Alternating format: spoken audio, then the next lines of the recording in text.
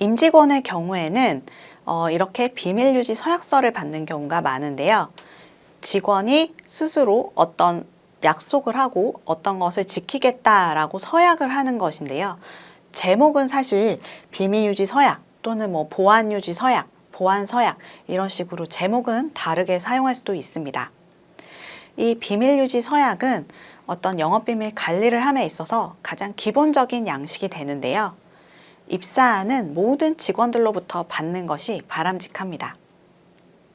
그럼 실제 사용하는 양식들을 보면서 어떤 내용들이 들어가는지 한번 살펴보겠습니다. 사실 이런 비밀유지 서약서나 비밀유지 계약서는 공개된 것들이 많이 있는데요. 특히 특허청 산하에 영업비밀보호센터라는 곳이 있습니다. 이 영업비밀보호센터 홈페이지에 들어가시면 비밀유지 서약서나 비밀유지 계약서에 대한 표준 서식들이 많이 나와 있기 때문에 그런 것들을 활용해 보시는 것도 좋으실 것 같습니다.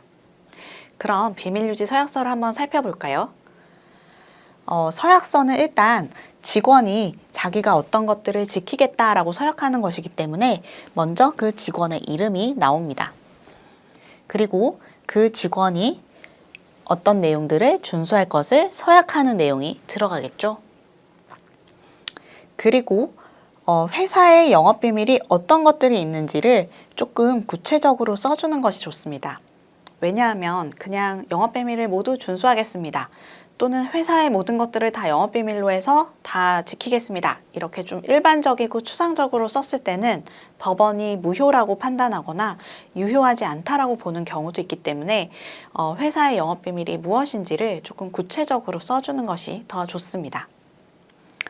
그래서 이런 것들이 영업비밀이다 라고 쓰고 이런 것들이 영업비밀에 해당함을 확인하고 회사의 취업규칙이나 영업비밀 관리규정, 정책 등을 준수할 것을 서약한다 라는 내용이 들어가야겠습니다. 또 다음으로 본인은 회사에 재직 중 취득하게 되는 회사의 영업비밀이나 이런 자료들이 모든 권리가 회사의 것이다 라고 인정을 하고 회사에 기속시킬 것을 서약한다. 이런 내용이 들어감으로써 자신이 작성한 자료들의 소유권이 누구에게 있고 기속 누구에게 되는지를 좀 확실하게 해두는 것이 좋습니다.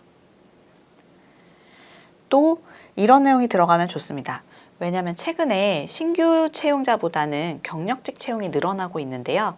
경력직이 회사에 들어왔을 때 그 전 직장에서 취득한 자료들을 이 회사에서 활용하거나 이용하게 되면 회사도 영업비밀 침해 책임을 지게 되는 경우들이 있습니다.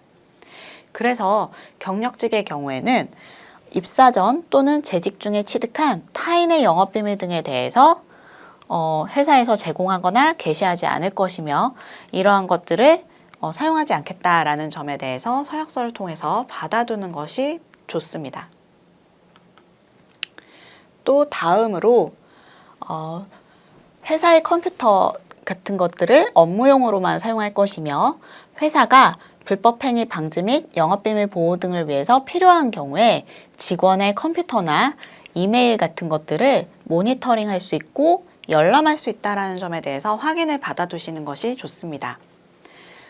사실 영업비밀 침해 우려가 있다든지 회사가 봤을 때 직원이 불법행위를 한 정황이 있을 때에는 회사가 개인의 컴퓨터나 이메일을 열람하실 수는 있는데요.